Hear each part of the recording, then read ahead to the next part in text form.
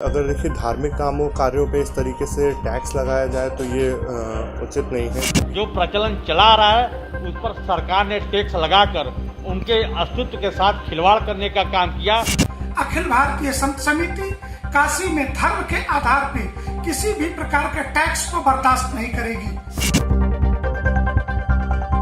अपने घाटों के लिए प्रसिद्ध वाराणसी में अब घाटों के रखरखाव के लिए नगर निगम ने बड़ा फैसला लिया है।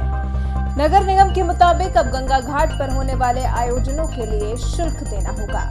आरती के आयोजकों को सालाना 5,000 तक का शुल्क देना होगा। साथ ही घाट के पंडों को 100 रुपए सालाना देने होंगे।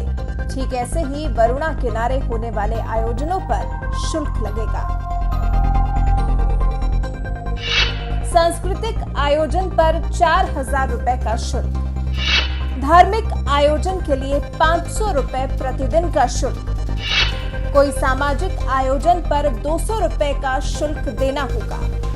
1 साल तक लगातार होने वाले आयोजन के लिए 5,000 रुपए का शुल्क देना होगा।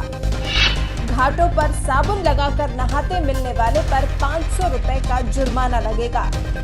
कचरा फेंकते पकड़े जाने पर 2100 रुपए का जुर्माना लगेगा। व्यावसायिक प्रतिष्ठानों के जल निकासी पर 20,000 से 50,000 रुपए तक का जुर्माना है।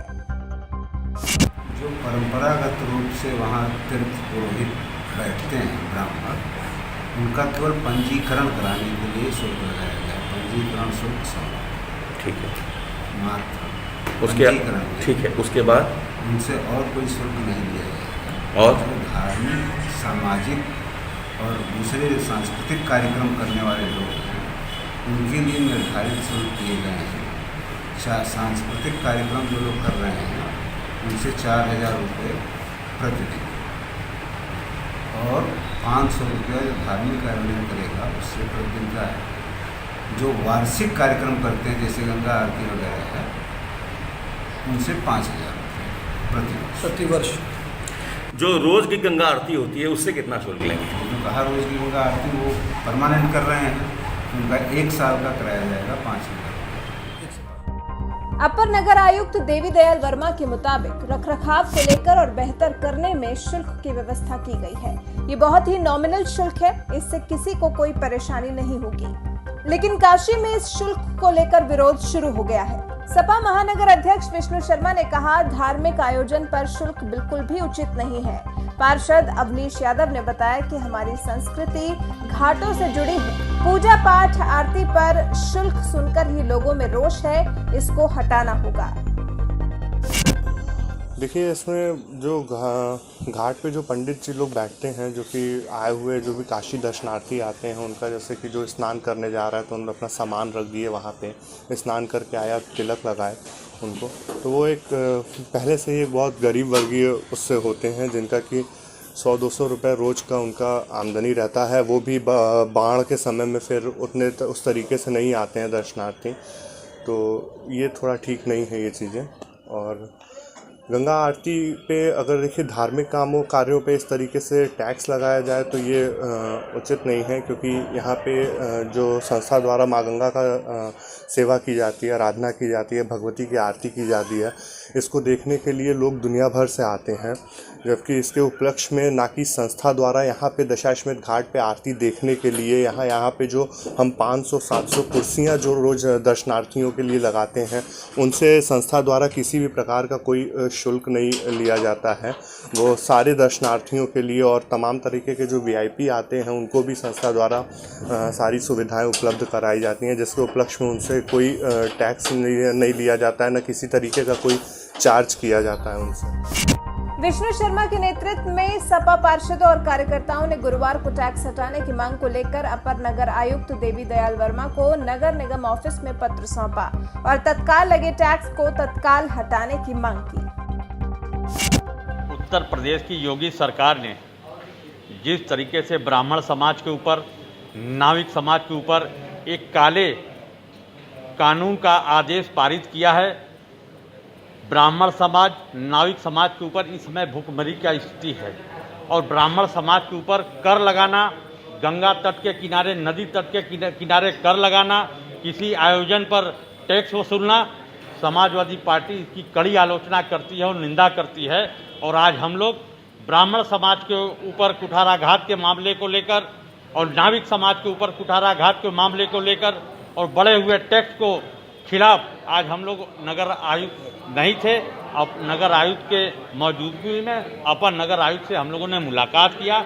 हम लोगों ने अपना एक विरोध स्वरूप एक पत्रक भी सौंपा और हम लोगों ने ये मांग किया और पुरजोर विरोध किया कि अगर ब्राह्मण समाज के ऊपर और नाविक समाज के ऊपर अगर उनके सम्मान के साथ खिलवाड़ किया गया तो समाजवादी पार्टी के लोग लोकतांत्रिक तरीके से, गांधीवादी तरीके से, सोशल डिस्टेंसिंग का पूर्ण रूप से पालन करते हुए हम लोग सड़क पर उतरने का काम करेंगे।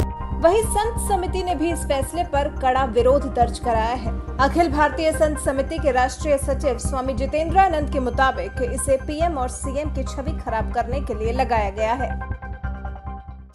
मुगल काल से लेकर के अंग्रेज तक और उसके बाद स्वतंत्र भारत की सरकारों में भी आज तक किसी की यह हिम्मत नहीं हुई, किसी प्रशासन की, किसी सरकार की, कि बाबा विश्वनाथ, मां गंगा और काशी के घाटों पर किसी प्रकार का टैक्स ठोक दिया जाए, और वो भी तीर्थ पुरोहितों पर।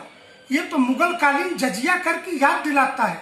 मुझे तो लगता है काशी में नियुक्त प्रशासनिक अधिकारी, विशेषकर नगर निगम के अंदर, ये प्रधानमंत्री नरेंद्र मोदी जी के संसदीय क्षेत्र में किसी आपराधिक षड्यंत्र के तहत नियुक्त हैं, और ये एक षड्यंत्र पूर्वक पूरी दुनिया के अंदर हिंदुत्ववादी सरकार की, योगी और मोदी की छवि खराब करने के लिए इस प्रकार के टैक्स लगाने की बात करते हैं। अखिल भारतीय संत समिति काशी में धर्म के आधार पे किसी भी प्रकार के टैक्स को बर्दाश्त नहीं करेगी। जो टैक्स आज तक काशी के गंगा घाट, पूजा, तर्पण, विभिन्न उत्सव, क्या काशी के घाटों पर मुसलमान या ईसाई उत्सव करने आता है क्या? और क्या हिंदू समाज ने आपको वोट दे करके सत्ता इसलिए सौंपी है क्या कि आपके ये निरक्षर भट्टाचार्य बैठे हुए कर्मचारी, ये ब्यूरोक्रेट हम पर टैक्स लगाएं और हम इस टैक्स को मैं सर झुका करके बर्दाश्त करते रहे?